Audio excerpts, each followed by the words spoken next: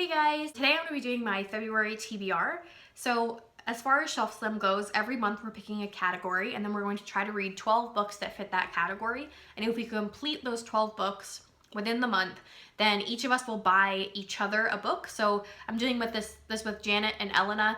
So for January, we all completed our goals, and so we each bought each other a book and are sending it to each other, which I will share those when I get them. The category that we picked for February was books 400 pages or more.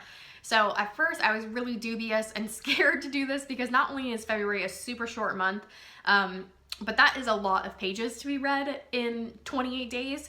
But then when I started looking at my shelves, I have so many books that I've put off because they are really long in length. And so I think this is really gonna push me to pick up those books, and I'm sure that I will find plenty that I enjoy. So I have a stack here of potential TBR reads. I don't know how much I'm going to stick to it, and this isn't 12 books. This is just some ones that I grabbed that I would really like to get to. But I wanted to leave some options open for me to kind of mood read as I go. So I'm just going to share with you the ones that I'm hoping to get to. These are the ones that are probably going to be pretty high on my priority list. So the first one is Fellside by M.R. Carey, and this is the author of The Girl with All the Gifts, which I really loved.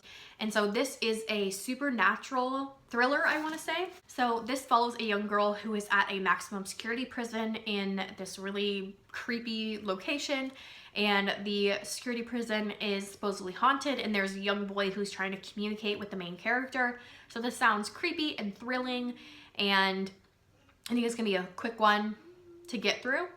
Next up is The House at the Edge of Night by Catherine Banner, and this follows a young man who goes to a very tiny island off of Italy and basically buys this cursed house and decides he's going to restore it. And I think that this is a very sweeping, like, generational novel that follows this small island and the history of it and goes throughout tons of generations of families, and I really enjoy books like that. I have heard it has a little bit of magical realism in it, which is right up my street. So I just think this cover is so stunning, and this sounds like a really great one. Next up is The Deadlands by Benjamin Percy, and I originally heard this on All the Books podcast. I think Liberty talked about it. All I know is that it is a Lewis and Clark retelling with zombies, so, or like an apocalyptic Lewis and Clark or something along those lines, and so that just sounds really fantastic. I'm pretty sure this is a series and this is the first one in it, so I really want to get to this one. I think it sounds super interesting, and I'm just so compelled to pick it up, so I'll keep you guys posted on how it goes. Next up is another one that I've been wanting to get to for ages, and that is The Miniaturist by Burton, and this was super popular in 2014, I think. But this follows a young woman who marries into a wealthy family, and her husband is very absent from their life, and she doesn't really get along with her new sister-in-law.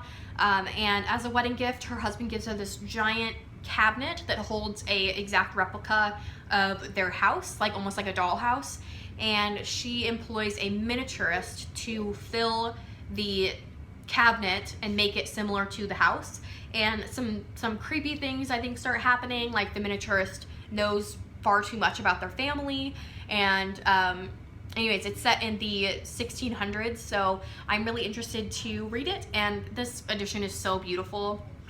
I love it. It's got the little bookmark. Anyways, really excited to get to this one, and I hope that it lives up to the hype. Since I didn't get to this book last month, I really want to get to it this month because I know that I'm going to love it, and that is Jane Eyre by Charlotte Bronte. So many of you guys have recommended this to me, and so many of you guys have said that I will love this, so I really need to pick it up. I am hoping to get the audiobook of it because I've heard there are a couple of really great ones, so I'm really excited to get to it. I don't think this needs any explanation, but hopefully I can pick it up this time. Next up on my list is one that I was just sent by Pan Macmillan and the lovely Jean who works there. She sent me Gilded Cage by Vic James. So this is a fantasy book that basically follows the royalty in Britain, but they have magical powers. So this kind of sounds like a mix of, like, I don't know, Game of Thrones and Harry Potter, something along those lines. But it just sounds absolutely fantastic. Another super awesome cover, and I've heard really great things about it. The buzz has been great, and I think it just came out this month, so I really want to get to this one as well. Next is another one that I've been meaning to get to for so long, and it sounds like something that is right up my street, and that is Life After Life by Kate Atkinson. This follows a woman who relives her life over and over and over again. And each time she dies, she's reborn again and experiences her life in a different way. It's like different paths that she takes. And I've heard really great things about this. I know Simon loves this, and we have such similar taste in books, so I have a feeling I'm going to love it as well. And it is super chunky, but I'm hoping it's going to be a quick one.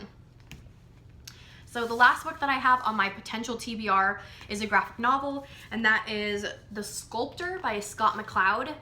And this follows a young man who, I believe his girlfriend passes away, and he basically makes a deal with the devil in order to get her back. So this sounds so interesting, and this is absolutely massive. But it has got really cool artwork. It's all done in like blues and grays. So I am super, super intrigued to get to this one, and I've heard nothing but great things about it, and so I'm really excited to pick it up, and it meets the requirement for 400 pages, that's for sure. So those are some potential reads that I'm going to read in February. Let me know if you guys have read any of these or if you want to pick them up. I would love to hear about it. Let me know what you guys are really looking forward to reading in February, and I hope we all have a very successful reading month. Until next time, happy reading, guys.